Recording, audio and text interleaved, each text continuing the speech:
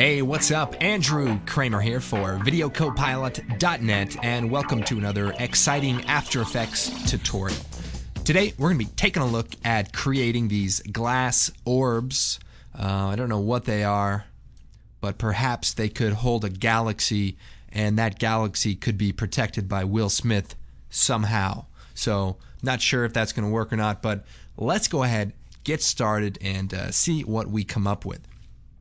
So we're going to create a new composition, and we'll go ahead and make it 960 by 540 and 24 frames per second. I'll hit OK.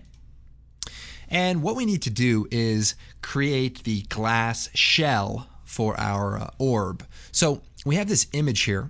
It's a smudgy looking glass image, and we're going to bring it out into the comp. And then we're going to come over to the effects, and we're going to type in CC Sphere.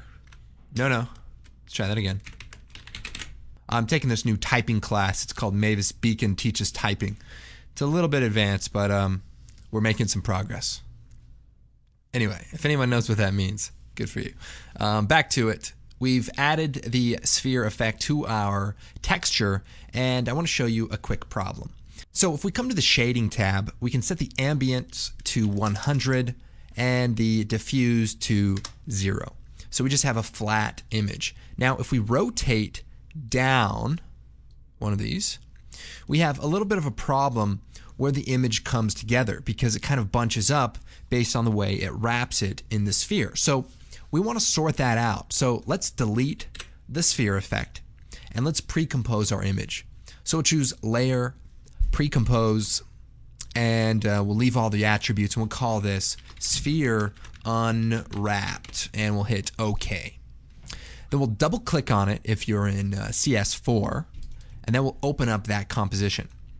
And then we're going to come over here, we're going to type in polar bear, and we're going to bring the polar bear effect out onto the smudgy effect, and we want to turn up the interpolation to 100. And some of you were probably thinking that this was going to maybe transform the glass into a Coca-Cola drinking bear, but not exactly. But what we have done is we've unwrapped it in a way that's going to allow us to create a seamless sphere map. Now, that'll make sense in a moment, but we have a bit of a problem because it's not complete. So what I'm going to do is duplicate the layer. So we'll choose Edit, Duplicate, and then we're going to flip it upside down. Now, the other thing we need to do here is we need to stretch it out because we want to blend in this overlapping area, but it needs to be stretched a bit. So let's stretch it out here, and then we'll move it up. And then we'll choose Effect, Transition, Linear Wipe, should be there. And we'll set this to 0, and the transition completion, we'll just move that over until it covers over the image, and then feather it out a bit.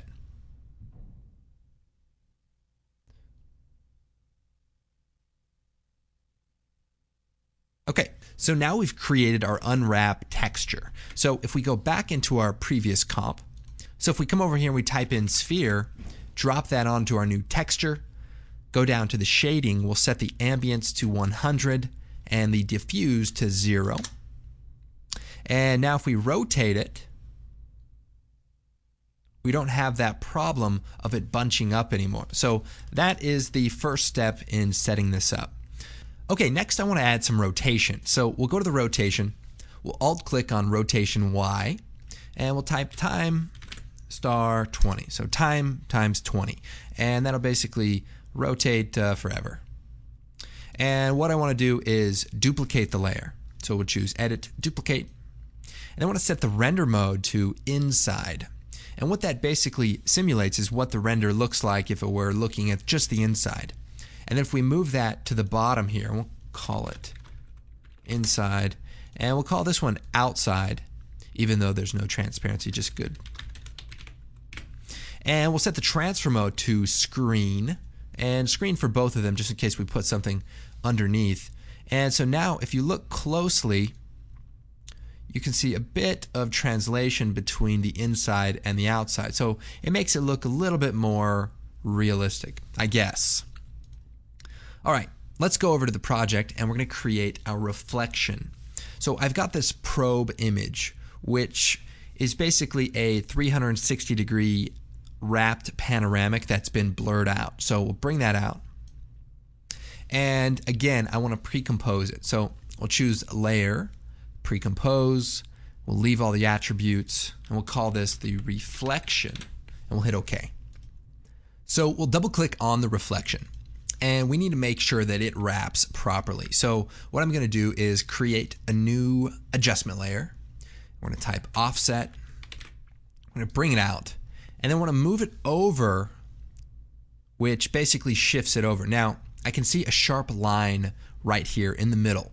So what I want to do is sort of fix that. So let me shut off our offset.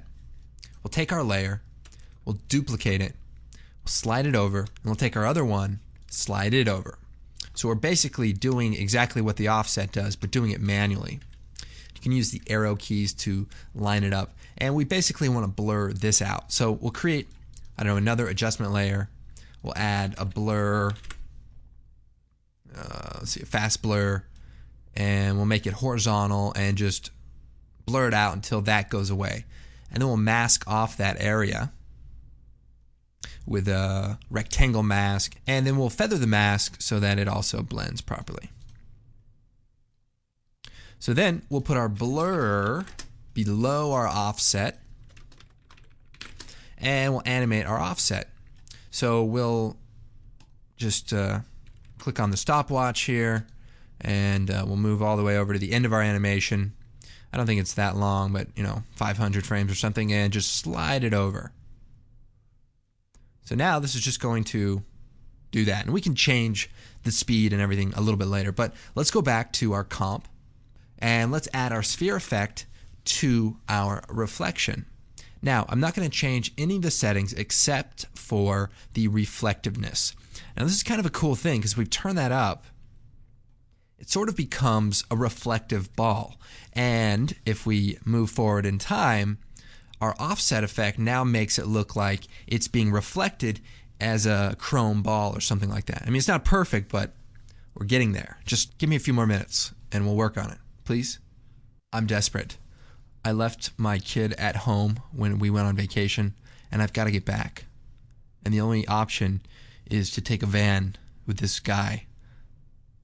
Okay, now let's create a new solid. And it doesn't matter what color. We'll shut it off for a moment.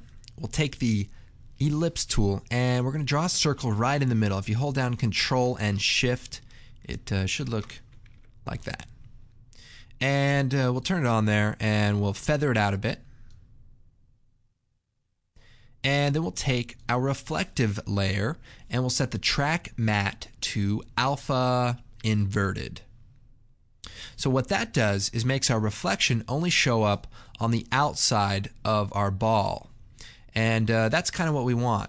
But we also want to change the reflective layer to be additive so that it blends with it a little bit more naturally. And we'll also take our reflective layer and add a tint effect to lower a bit of the saturation. So that looks good. And another cool effect that I actually found out by accident was I added a curves effect. And I tried to create a little bit of a contrast curve. And I grabbed the second one and accidentally pulled it down really low. And it sort of inverted the colors. And if we bring the saturation all the way up. But what it did is it kind of created an interesting kind of glossiness, as if the darker areas are maybe reflecting other balls or other things in the scene. So it just kind of gave it a nice glossy look. You can, go either way. You can do it the actual map or sort of invert it to create this look. And then if we play around with the mask layer ahead of it, we can expand it or contract it depending on how we want the reflective layer to interact. And we might also duplicate the reflection and the matte, Control D, just so it's a little bit brighter. So this is looking pretty good. We also want to add a little bit of snow. So we'll create another solid. And there is like a snow effect we can use. And maybe we need to change the solid color to black. And we'll turn up the amount of snow, and maybe the speed down to 0.5. And then there's another effect called optics compensation. Optical flares, no, we're looking for optics compensation. We'll bring that out. And we're going to turn up the field of view really, really high. And it sort of wraps the image into a circular shape. Now, it is a wider image, so we'll just put it right about there. Let's put this below our glass orbs there. Now, it looks like our snow is a little bit outside of our circle, so we can just squeeze the layer in a bit. So that's looking pretty good. Now we also need to change the color of all of this. So we'll create an adjustment layer. We'll add curves and maybe give it a little bit of contrast. Maybe a little bit of blue. Also go to the red channel and punch this down a little bit.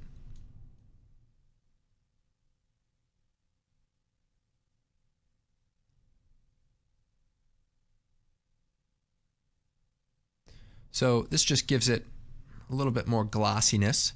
And we also want to create like a horizontal sort of horizon line. So we'll create another solid and we'll make it white. We'll shut it off for a moment. And we'll draw a circle. Let's see, we'll go just like that. We'll move it down. And we'll turn it on. And we'll set this to subtract. And we'll duplicate the mask. Edit, duplicate. And we'll set the second one to invert. And then we'll hit MM to bring up the mask properties. And we'll bring the expansion, let's see, outward. And we'll feather it also. All that just to create a little bit of a gradient.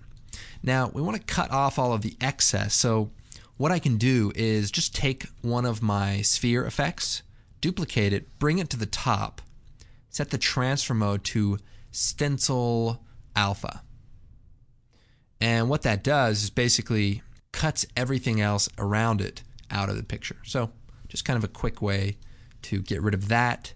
We'll take our horizon line, we'll set this to maybe overlay. And that's pretty much all there is to it. Okay, so we've created the basic orb, and now we're going to composite it into a scene.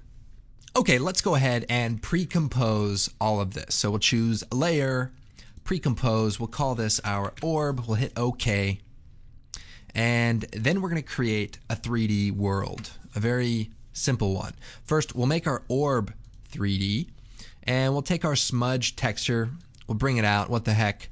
We'll type in motion tile and we'll bring that on there. We'll make it a 3D layer. So we're basically making a really large layer that we can use as our floor. So we'll take the rotation tool and rotate the layer down. This is all highly advanced stuff here. And we'll put it right down there at the bottom. We'll mirror the edges, turn up the output height and width, and that looks good. We'll scale it up some. Then we'll create a new camera. Do, I don't know, 28 millimeter. We'll hit OK. And then we can use the camera tools here. We can back the camera up and we can orbit the camera. All that good stuff.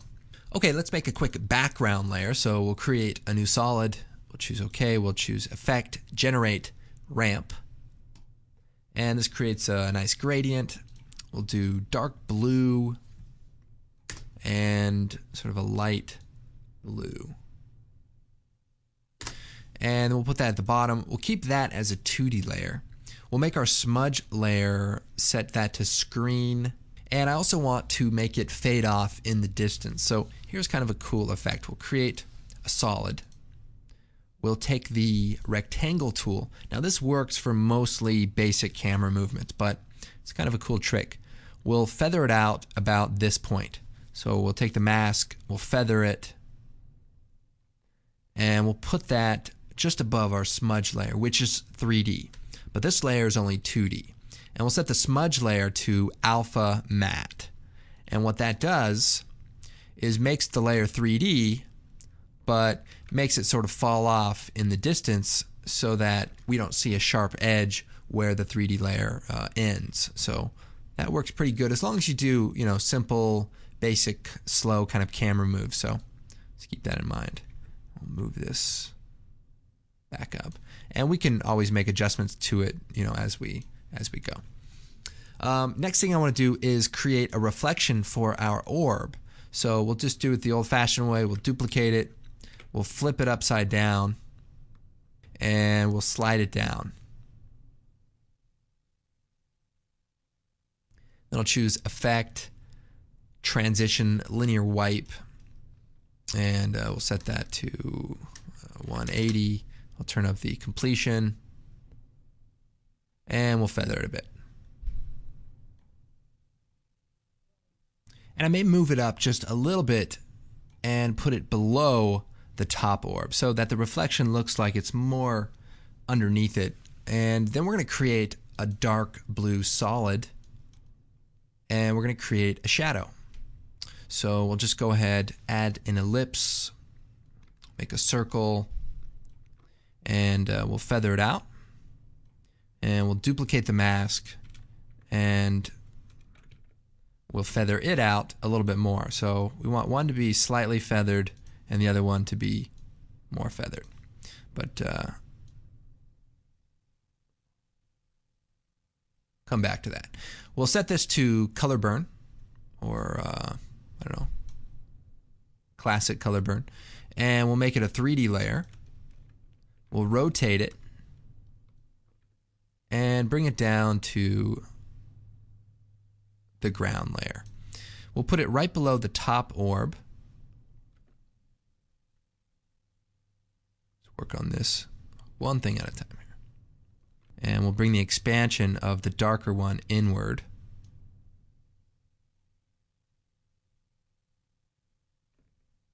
Something like that. Might even make it less blue. And turn the opacity up a bit. So that works, and then we have our reflection. Now, our reflection is sort of interacting improperly, so we're just going to create an adjustment layer and stick it between those two layers to sort of break up the rendering order. And if you've seen the 3D reflection tutorial, that is all explained, so you can check that out. Now, on our background color, let's go ahead and make this color a little darker.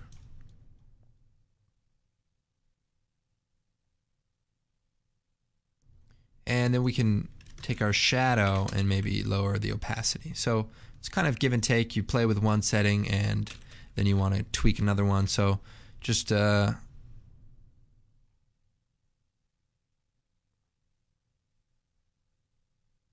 keep that in mind as you're working. You're just going to be constantly making these type of adjustments until everything looks right. But this is getting us pretty close. Now, another quick thing I'm going to do is take our orb layer. We're going to right click, choose Transform, Auto Orient towards the camera. And that will make it so that the camera can't really ever get around it, and it'll always be facing the camera, so it'll look a little bit more three-dimensional. And then we'll take our reflection and just lower the opacity of it just a little bit, and we might even add a little bit of a blur.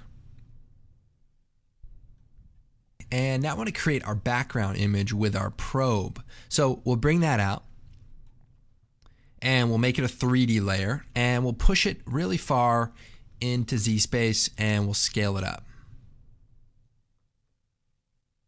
And we can add a quick mask to get rid of the bottom. We'll set it to subtract, and we'll feather it. We'll hit F, turn that up a bit.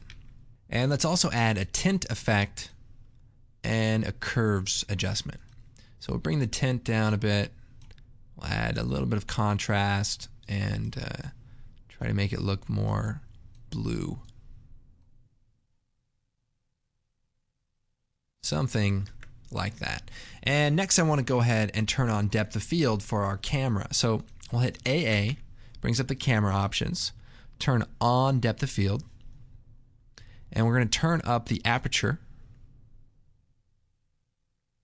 and then we're going to turn up the blur level. So as we do that, the focus plane starts to show itself. So we're going to change the focus distance to a little bit further away, and then our orb is going to come into focus. Now I want to create another orb. So we'll take our first orb, our shadow, our adjustment layer, and our reflection, and hit Control D. Let's change the color here. We'll do peach. Control D, and we'll move all those layers up, and we'll change the color to, I don't know, lavender, just to kind of keep it organized. And then we can move this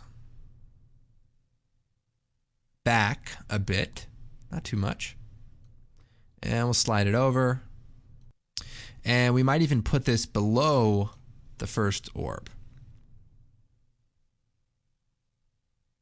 So then if we take our camera, hit P, A, set a keyframe for the position and anchor point, and we'll just move over a little bit, 50 frames or so, and then we'll move the camera forward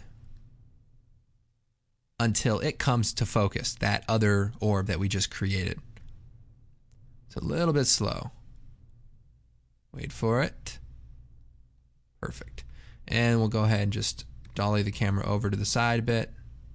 It might even leave that one in the foreground. Kind of looks cool. Up to you. And then we can hit F9 on those keyframes, and maybe we could take a look at this. Okay, so that's getting there. Now the last thing that we might do is in the orb layer, we could add a little glowing ball in the middle. So we could just create a solid, maybe add a fractal noise, turn up the contrast, and basically create a little circular mask. Feather the mask out.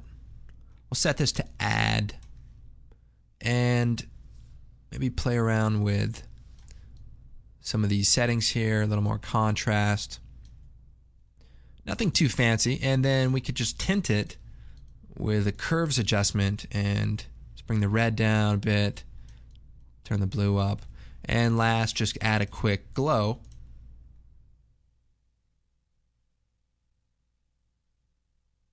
And you've got some sort of energy in there. So for this one, we're going to go ahead, add an adjustment layer.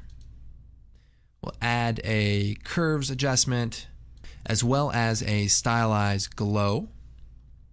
And we're going to darken the image a bit first. And then we'll turn up the radius of the glow. I think we're in good shape. That reflective technique can probably be used for all sorts of things that have a sphere in it that you want to have reflective. You can just use various reflective maps to just give it a little bit of a glossiness if you're creating some sort of actual globe for a news promo or something like that. There's a lot of possibilities there. Well, I hope you guys enjoyed this tutorial, and be sure to check out the other great parts of the site. We have our blog and our forum, and of course many great products in the product section. My name is Andrew Kramer, and we'll see you next time. Actually, I'll see you probably in 2010. Crazy. It's like the future. Maybe I could use this as a crystal ball. Nah, never mind.